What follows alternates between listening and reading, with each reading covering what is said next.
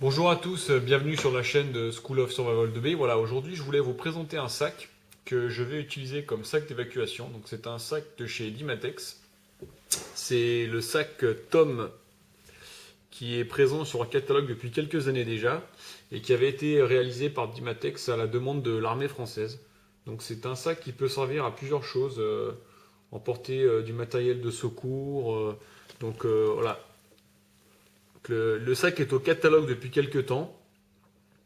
Il a beaucoup d'accessoires. Donc on va faire un petit tour du sac ensemble.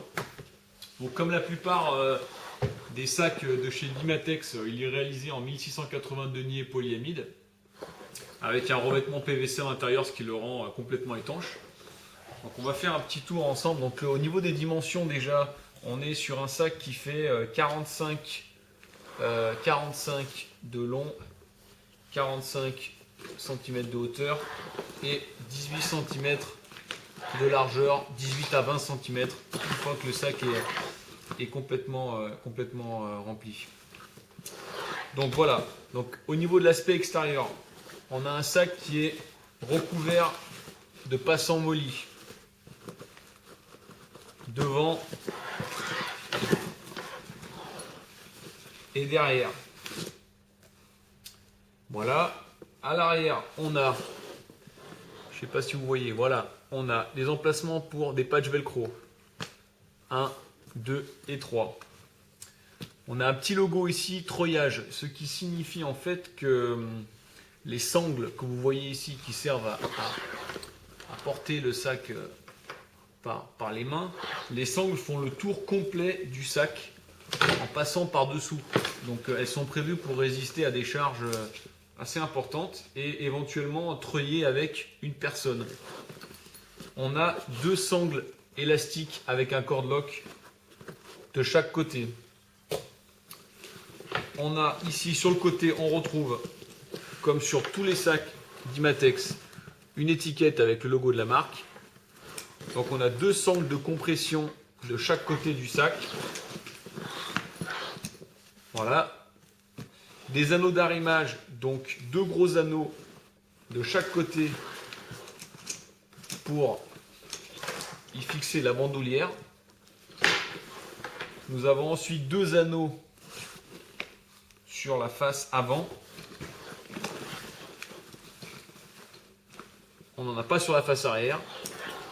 Et on a deux petits anneaux de chaque côté. Bon, on a une poche traversante avec deux zips qui peut contenir, évidemment l'intérieur est toujours pareil, enduit en PVC. Alors l'intérieur n'est pas renforcé ou plutôt rembourré. Ça aurait été intéressant pour venir mettre un ordinateur portable par exemple, mais on peut par exemple mettre une couverture, on peut y mettre une bâche, une assez grande bâche même, une couverture, un tapis ou des cartes, des livres, voilà, des choses un peu, des choses plates qui ne prennent pas de place et qui ne viendront pas déformer le sac à l'intérieur. Donc face avant, nous avons un système de poches cristal. Donc il y a au total dans le sac 6 poches cristal. Donc là vous avez une poche avec deux rabats, mais qui n'est en fait qu'une seule grande poche. Donc les poches sont toutes munies d'œillets. Elles sont réalisées dans un plastique très solide. Et sur les rabats, ce qui est très pratique, c'est qu'on peut venir glisser une petite étiquette et venir inscrire voilà, le contenu de la poche. Alors évidemment, le fait qu'elle soit transparente, ça a aussi un avantage. Alors toutes les poches sont amovibles. Alors elles sont maintenues par velcro. Il y a une sécurité sur chaque poche. Il y a un premier velcro. Et ensuite il y a une poignée qui permet de défaire la poche. Alors je ne vais pas les enlever parce que c'est assez chiant à remettre. Mais voilà, pour vous donner une idée. Donc pareil pour cette poche. Donc les poches sont assez larges. Elles sont quand même assez profondes, assez larges. Vous voyez au niveau de la largeur, on peut venir quand même mettre pas mal de choses à l'intérieur. C'est quand même assez bien fait. Les velcro sont très forts.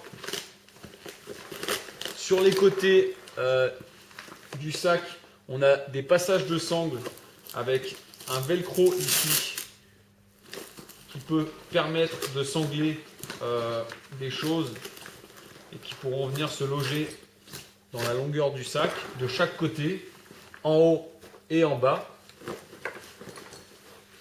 On a ensuite au milieu du sac des espèces de passants molles et des passants élastiques qui vont nous permettre de sangler des choses.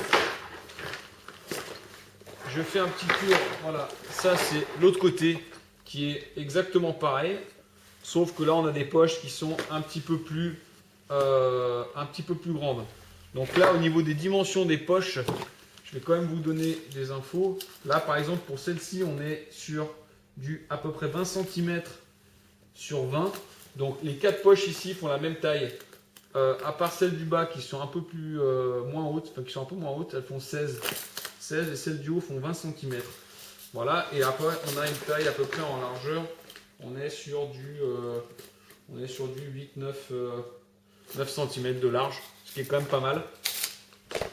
Donc un panneau central amovible qui s'enlève et qui est maintenu en fait d'un côté et de l'autre par un cordon et qui est muni d'un cord lock. Alors je vais vous montrer à quoi ça sert tout à l'heure. Le panneau central qui est amovible est maintenu par 2 pressions, ici et ici, et est équipé de passants molles élastiques. Donc là on peut venir sangler tout ce qu'on veut. De l'autre côté, on a des poches filets de la même taille et qui vont nous permettre aussi de ranger pas mal de choses. Donc 2 œillets de chaque côté. Je n'ai pas encore trouvé à quoi ça servait, mais bon, je suis sûr que ça sert. Il y a plein de choses. Alors évidemment, la corde est maintenue ici sur un petit crochet plastique et pareil, ça s'enlève. Voilà, alors moi c'est un sac que je vais bien utiliser comme un sac d'évacuation. Donc c'est un sac qui est dans le catalogue de chez Dimatex depuis un moment, que j'avais repéré. Et lors de ma dernière visite, eh ben, j'ai contacté AFSM, donc site partenaire au forum Tactical Frenchy. Donc je salue les TF, j'en profite pour vous saluer. Voilà. N'hésitez pas à contacter Trépan, qui se fera un plaisir de vous parler des disponibilités du sac. Alors le sac existe en Audi Green, en Coyote et en noir. Alors dans la version noire, c'est la version Blackline. Donc les surpiqûres ici sont rouges. Et le sac est livré avec des patchs. Voilà, donc après, ça plaît ou ça plaît pas. Ici, au niveau des passages de treuil, on est sur un coloris jaune et noir. Donc c'est un peu moins low profile, un peu moins discret que dans la version Audi, mais ça reste très bien. Voilà, donc c'est un sac que je vais utiliser pour ranger du matériel. Il y aura forcément une poche médicale, une poche sur le kit feu, etc. Et c'est un sac que je vais utiliser donc, comme sac d'évacuation. Donc ça ne sera pas un sac avec lequel je ferai de la balade ou de la rando ou ce que vous voulez, mais plutôt un sac qui sera voilà, à demeure ou éventuellement en voiture à voir. Donc voilà, donc j'ai déjà des sacs d'évacuation, j'en ai déjà parlé sur différents forums. Là, évidemment, avec le matériel qui s'accumule, bon, bah, je fais évoluer mes modules, je fais évoluer mes sacs en fonction de mes besoins, en fonction de ce que j'achète. Voilà, donc tout évolue. Donc ce sac, il a vraiment une dimension. Alors, je ferai évidemment une deuxième vidéo pour vous parler du contenu du sac. Et puis on pourra voir ensemble le poids. Alors à vide, j'ai pas le poids du sac à vide. Alors évidemment, comme c'est du 1680 deniers, à mon avis, ça ne va pas faire loin des 1,5 kg à la louche. On verra le poids du sac une fois rempli. Je ne vous avais pas parlé d'une chose sur ce sac. Sur la face avant, vous avez une poche velcro qui s'ouvre ici et qui contient 2 choses. Première chose, un rain cover. en version low profile, c'est-à-dire noir, qui vient couvrir le sac, qui est muni d'un trou qui va permettre de laisser passer les anses. Voilà. Et cette poche est munie d'un deuxième accessoire qui est très très pratique. Voilà, c'est équipé de 2 crochets. Alors, je vais les trouver. Tac. Et tac. Donc 2 crochets qui vont en fait vous permettre de venir sangler ou plutôt fixer le sac de manière verticale, un petit peu à la manière de la trousse déclic que je vous ai présenté dans une autre vidéo. Donc voilà, ça va vous permettre de fixer ça à une barre ou à un câble, une corde que vous aurez tendue. Alors ensuite, vous avez aussi dans cette même poche un rappel de sangle avec mousqueton qui vous permettront d'attacher le sac version sac à dos encore aux anneaux qui se situent dessous. Alors voilà, le sac se positionne comme ceci sur une barre de penderie ou sur un câble ou sur la branche d'un arbre, pourquoi pas. Donc ça vous permet d'avoir accès à votre sac, de pouvoir le dérouler de manière verticale et d'avoir un visuel sur vos poches. Donc ça peut se faire par exemple sur un camp ou sur un campement. Voilà. Une chose intéressante, c'est que le séparateur de compartiment qui est amovible se règle avec un cord lock, et ce qui va permettre, dans le cas où vous le suspendez comme ça, de venir faire office de petite table.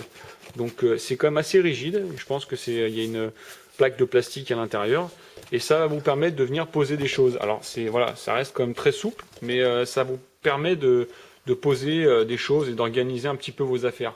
Alors les sangles qui sont rangées à l'intérieur, parce que là je suis à une main. Donc voilà, les sangles que je vous ai présentées tout à l'heure comme étant les sangles qui servaient, qui faisaient office de sangles de sac à dos ne sont pas celles-ci. Celles-là qui sont rangées dans la poche velcro à l'intérieur sont des sangles qui vont vous permettre de sangler ou plutôt de fixer le sac au sol pour éviter que le sac se balance dans le cas où il serait fixé sur les crochets à une penderie. Après, les sangles qui font office de sangles de sac à dos sont celles situées sur la poche face avant, qui viennent s'attacher aux anneaux ici. Alors, j'ai pas parlé de ça évidemment parce que pour moi c'était évident, mais pour ceux qui ne connaissent pas la marque Dimatex, donc le 1680 denier polyamide, c'est ce qui est voilà, c'est la matière de référence chez eux, et c'est une matière qui est réputée indestructible. Dimatex utilise que des zips YKK jauge 12, donc c'est quasiment le plus gros format de zip qui existe. Et les zips sont tous munis de pull tabs propres à Dimatex. Voilà, ils sont relativement bien faits, avec une petite couture ici. YKK, toute la bouclerie, c'est-à-dire tous les éléments en plastique sont de la marque UTX.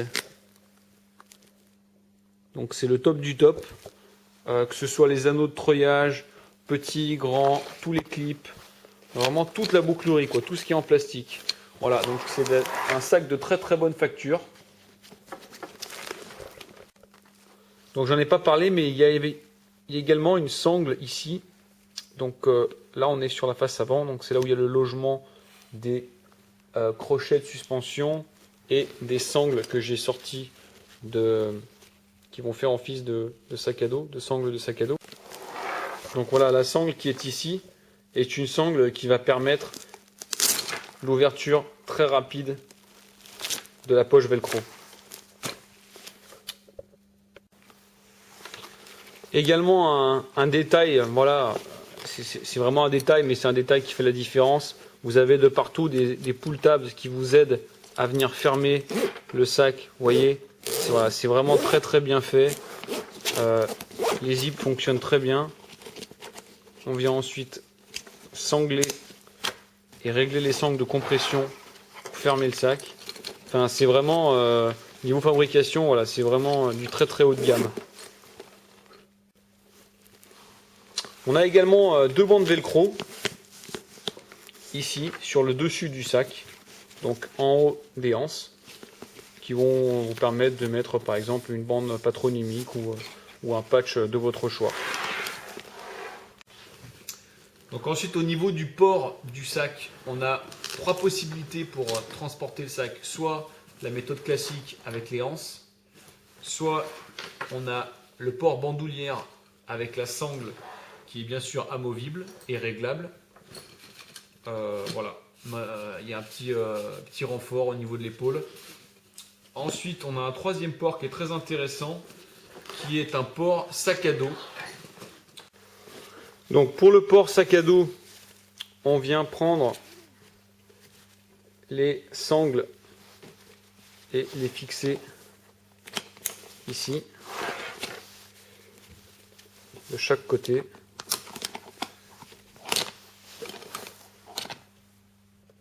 Et on peut mettre le sac sur le dos. Voilà. Donc le sac sur les épaules. Évidemment, avec un sac un petit peu lourd, le sac aura tendance à tomber vers l'arrière, mais bon voilà, c'est vraiment une solution de secours et c'est une troisième solution de portage qui peut s'avérer très intéressante en cas de pépin et en cas d'évacuation. Voilà. Sinon, vous avez le port bandoulière.